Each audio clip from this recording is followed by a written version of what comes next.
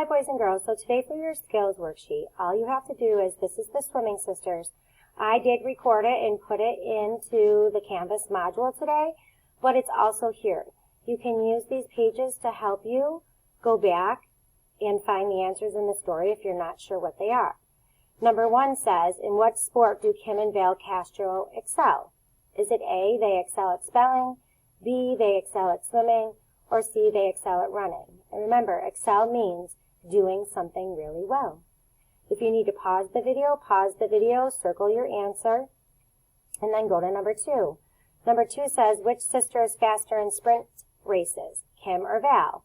So A is Kim is faster than Val, or B, Val is faster than Kim.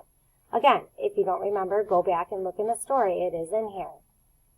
And then 3 says, how old is Kim? And 4 says, how old is Val? Remember, we read that in the beginning of the story right there. So you write your answers in there. And then number 5 says, which sister do you think will win the 200 free in the big meet? And why? So you would say, I think Val will win because, or you write, I think Kim will win because. And that's all you have to do today for your worksheet. Thanks so much. Have a good day. Bye.